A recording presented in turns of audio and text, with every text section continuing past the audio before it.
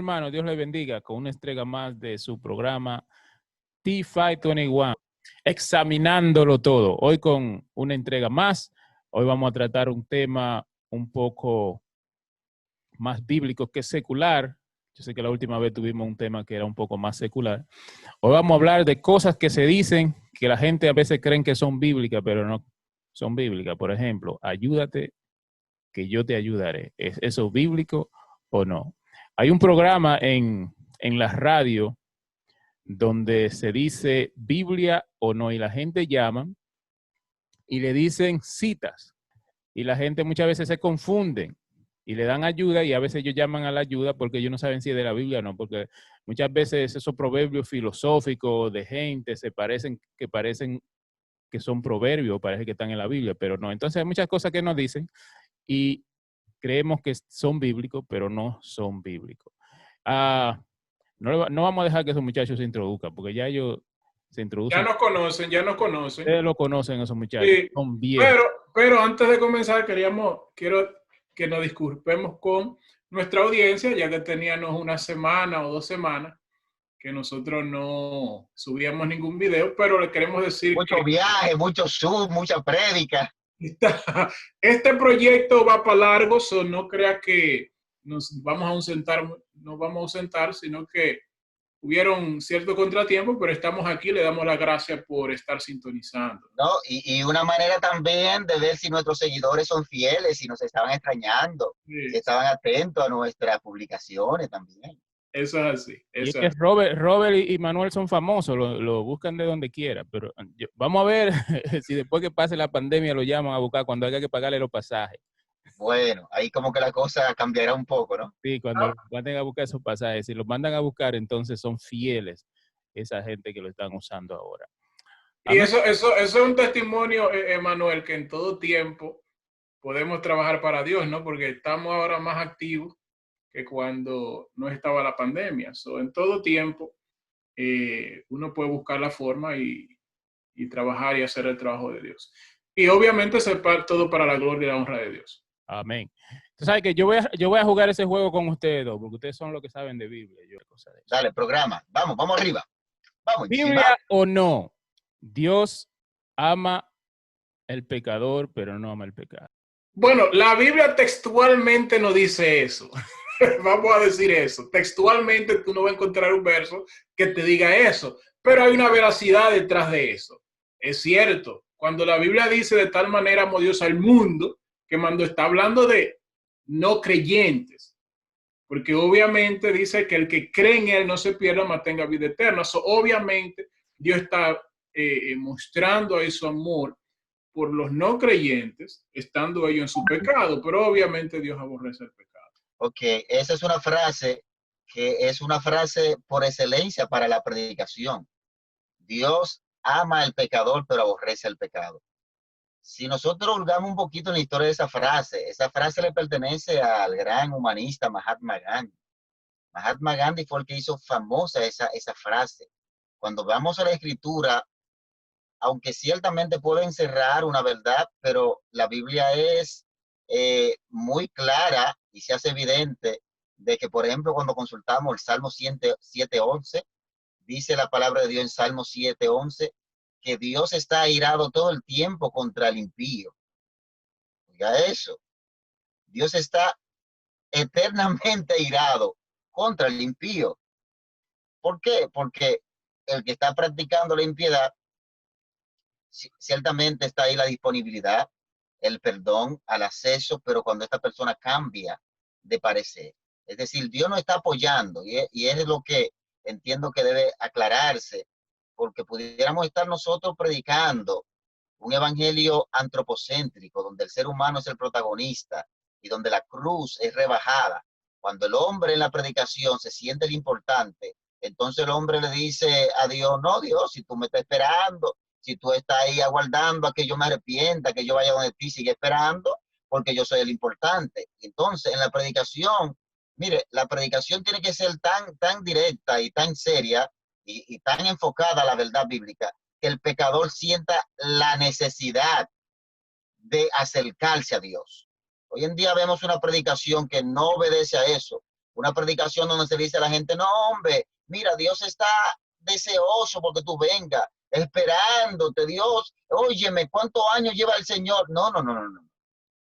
El hombre necesita de Dios. Quien está perdido es el hombre, no es Dios. Entonces, al ser humano hay que decirle que Dios no está gozoso con el impío, sino que la ira de Dios está sobre el impío continuamente, continuamente. Ok, Dios ama, ¿en qué sentido Dios ama al pecador? Bueno, los ama como ama el Señor a todas sus criaturas, con esa misericordia de que Él está haciendo salir su sol sobre ellos también, y que su gracia, su justicia, ellos son parte, porque usted se imagina que Dios dice, no, van a respirar de ahora en adelante solamente lo justo. Bueno, habría un gran problema sobre la tierra, o por decir lo que han sido justificados, porque justo per se no hay nadie, sino lo que han sido justificados. Pero ahí está la misericordia de Dios. Pero ciertamente la frase, Dios ama al pecador, pero aborrece el pecado, no es bíblica. Amén. No es que sea del todo, no es que no sea del todo, del todo verdadera. Hay su elemento, pero fundamentalmente como está, fue concebida por Mahatma Gandhi. La relación entre Dios y el impío y el no creyente es un poco compleja, porque obviamente la tardanza que muchas personas tienen, que el regreso de Dios lo tienen por tardanza, pero eso sí dice que no, que es porque Él quiere que todo hombre proceda al arrepentimiento. Ahí demuestra un amor hacia el hombre pecador, que quiere que venga el arrepentimiento. Y ciertamente, ese verso que el hermano Manuel está diciendo, me vino a la mente, porque dice que Dios está siempre airado con el impío. Una persona que está constantemente cometiendo el pecado, obviamente, eso es en contra de lo que Dios quiere o establecido por la palabra de Dios. Pero, si nosotros no hubiésemos sido amados por Dios, porque la Biblia dice que aun cuando estábamos en nuestros delitos y pecados, nos dio vida juntamente. Entonces, decía este hombre que era un caso un poco complejo. Por eso que digo que hay cierta verdad detrás de esa frase, aunque obviamente no es bíblica. O sea, no está palabra por palabra en la Biblia. No, claro que no. Aunque tal vez la esencia de lo que se quiere decir lo entendamos. Claro que no. Otra cosa, antes de tu move on, es esta, que alguien también dijo acerca de esa frase: si Dios ama al pecador, pero huye del pecado, eventualmente entonces el pecador puede entrar al cielo y el pecado se va para el infierno. Y ese no es el caso, porque cuando estamos hablando de esto es realmente una persona, es indivisible. La persona es que está pecando y por lo tanto está bajo ira. Y Pablo dice, en un tiempo éramos hijos de ira. ¿Por qué? Porque estábamos pecando. Vamos a ir a otra frase, si es bíblica o no. Esta frase sabemos que no es bíblica, creo. Pero yo quiero saber si alguno de ustedes sabe de dónde salió. ¿Por qué Adán y Eva siempre dicen que comieron de una manzana? Oh, sí, sí. La explicación fue de un monje llamado Jerónimo y se debió a un sermón muy famoso, una predicación que él expresó, y en ese sermón él dijo que el fruto era una manzana. Y desde ahí entonces se difundió la idea errónea de que el fruto del Edén era una manzana. Y todos sabemos que fue un guineo. Sí, de un sermón de Jerónimo provino eso. Y de hecho, una marca famosísima, en honor a esa manzana y la mordida, tiene su logo, que quiere decir sed por el conocimiento. Bueno, ya me lo dijiste. Eso igual que entonces que la ballena de Jonás. Así mismo, la Biblia se limita a decir un gran pez, pero hay mucha gente hablando ahí de ballena, que se ballena, pero la Biblia dice un gran pez, un gran pez. Bueno, cuando se piensa qué gran pez uno conoce hoy en la actualidad, bueno, la ballena tendría todas las características para hacer eso y más con un hombre. Pero había otro, ¿cómo se llamaba el otro, Robert? Megalodon. ¿El leviatán? Sí, pero el Megalodon tenía 50 pies de longitud, so había la capacidad. Pero de hecho, en el tiempo que estábamos hablando, había grandes peces realmente, que cualquiera de esos podría ser un candidato. Realmente la palabra de Dios no es explícita en eso. Now, estaría mal que una persona diga que sea una ballena. No Yo puede creo ser que una con ballena esta porque la frase, primera ballena ya. con esta frase que escuchamos muy frecuente por predicadores, y no se sorprende porque hasta personas con muchos años en ministerio incurren en una que otra frase de esta, que parecen bíblicas, pero no lo son. Entonces, yo creo que el problema está en el hecho de querer ponerle, porque si la Biblia dice que es un gran pez, ya, limítese a decir que es un gran pez y punto. Es igual que la situación de Pablo. A Pablo le ponen un caballo, Pablo se cayó del caballo. Entonces, los amigos lo llevaron caminando, el caballo no se menciona nunca, pero muchos dicen que se cayó de sus pies, usted está de pies y se cae de rodillas, ya usted ha caído. Eso, eso. Había un señor que no creía en el bautismo y entonces le trajeron el verso que dice que bajó, lo sumergió en las aguas y él dije que tal vez era que estaba un poco alto y lo bajaron, pero que le echaron agua en la cabeza, porque ya es lo que creía en ese tipo de bautismo.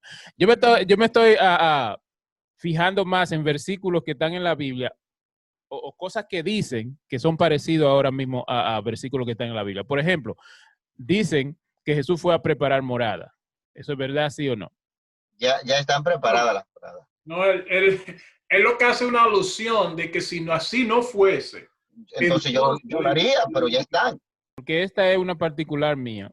Ok. Porque hay muchos que usan este versículo que dice, y ellos te dicen como que es un mandato. Escudriñar la escritura, porque en ella os parece que hay vida eterna. ¿Es sí, un mandato? eso realmente no es un mandato.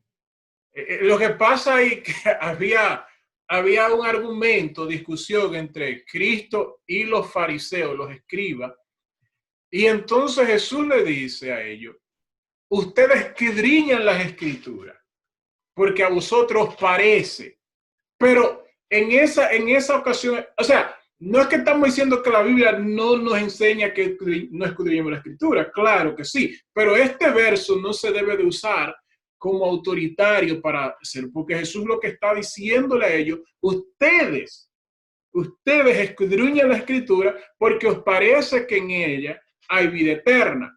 Entonces, el argumento que estaba aconteciendo es que si ustedes la escudriñan, entonces ustedes deberían de saber, y más luego en los versos da la aclaración, pero eso no es un mandato, en eso ahí no es un punto doctrinal, es lo que está haciendo una pregunta.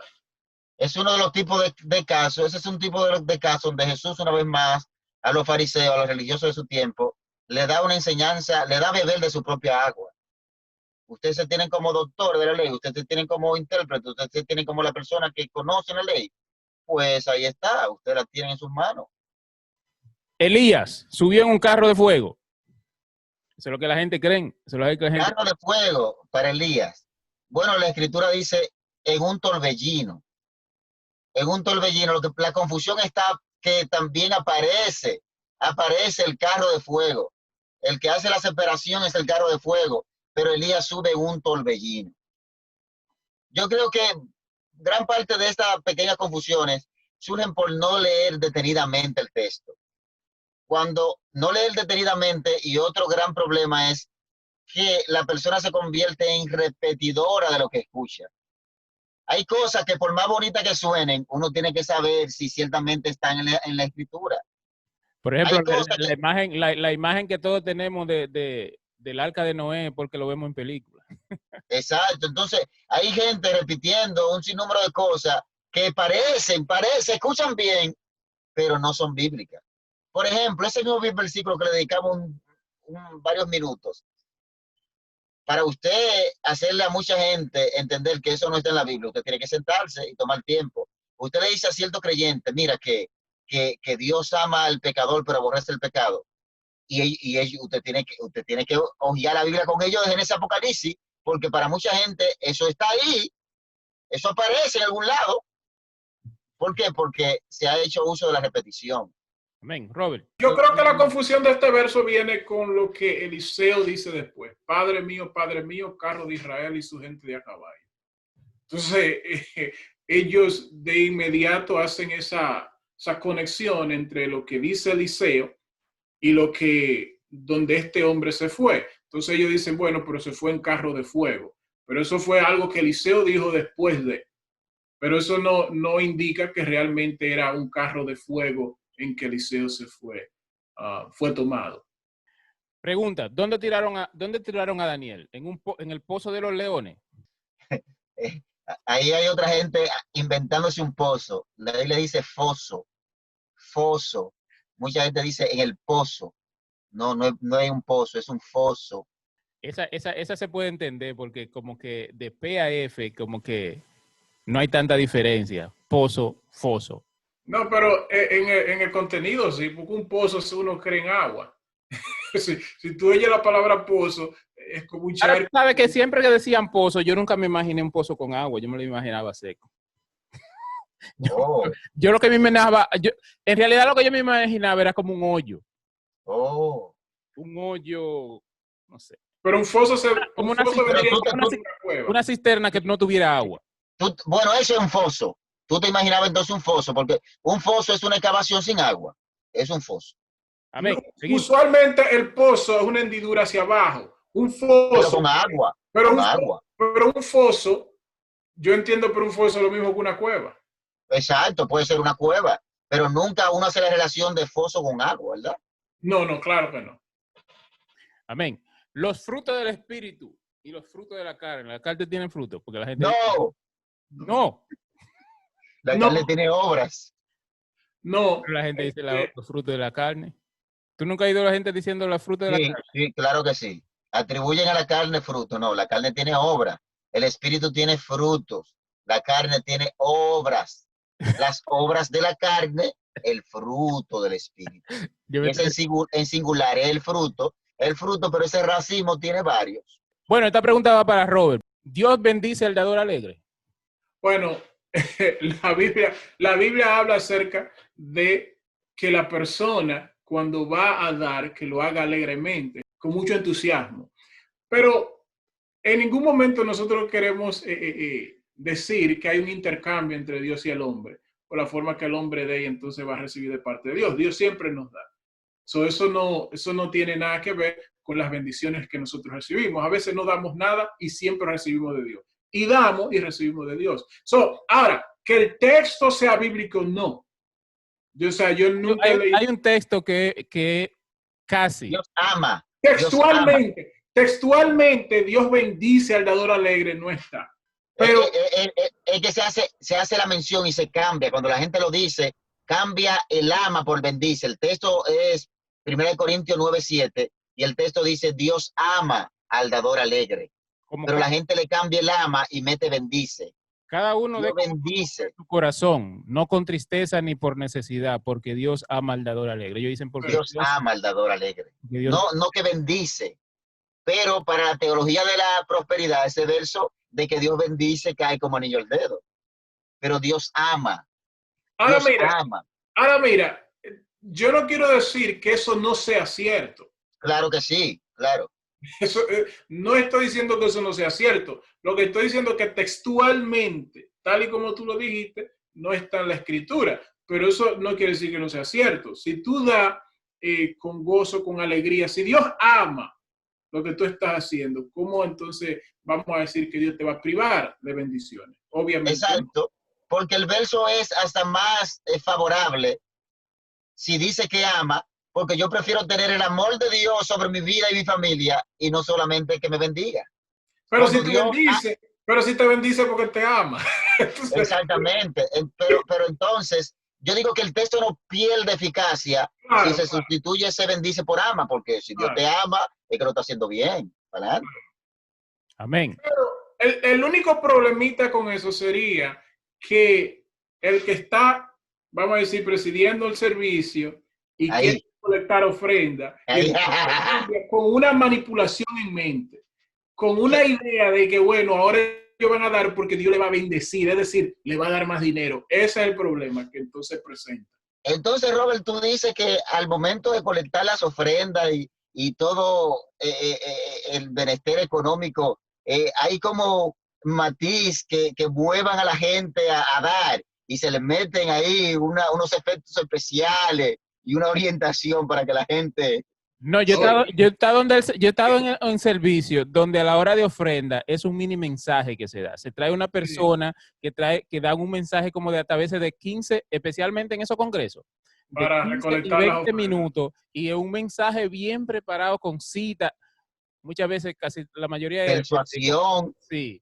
La mayoría de veces yo creo como que del Antiguo Testamento que yo cogen la cita. Yo no sé por qué, pero eso me he notado yo. Pero sí, Basta con tanto un y Dios mensaje te de va a 15 a bendecir. 20 minutos para recoger la ofrenda. Pacta con tanto y Dios te va a bendecir. O sea, Sella la promesa. sí, hay demasiado. Manipulación Entonces, total. ese sería el problema con eso. Amén. La próxima, somos trapo de inmundicia. La palabra dice eso. Bueno, ahí hay que hacer una diferencia, porque cuando el verso está hablando, Isaías es el que hace la declaración. El verso se refiere a mis obras. Mis obras delante de Dios son trapos de inmundicia, no la persona, sino las obras de justicia que yo quiero hacer son como trapos de inmundicia. Cuando yo quiero justificarme por mi propio medio, cuando yo quiero alcanzar el cielo por mis propias facultades, todo ese esfuerzo humano, que es donde descansa todo el movimiento del humanismo, todo ese esfuerzo humano que busca poner al hombre como el centro de todo y el protagonista de la historia, no. Todo ese esfuerzo por alcanzar la salvación es como trapo de inmundicia. ¿Ok? Entonces, por más justicia, eso es trapo de inmundicia. ¿Y qué entendemos por trapo de inmundicia en el contexto? Ay. Habla. Pero ya eso está claro. Habla de trapo de inmundicia. ¿Eh? ¿Qué es trapo de Las inmundicia? mujeres. Bueno, sí. Eso se estaba refiriendo. Sabe que el tiempo menstrual de las mujeres no había lo que existe Los hoy. avances tecnológicos. Exacto, no existía. Entonces, imagínense esto. Obviamente las mujeres pueden apreciar esto más que los hombres realmente. Pero Dios está comparando las obras de los hombres, que ellos en su mentalidad, lo tienen casi en el cielo. Dios lo compara como trapo de inmundicia, de manera que ahí mismo vemos la capacidad del hombre con su propio esfuerzo de agradar a Dios o de llegar a donde Dios.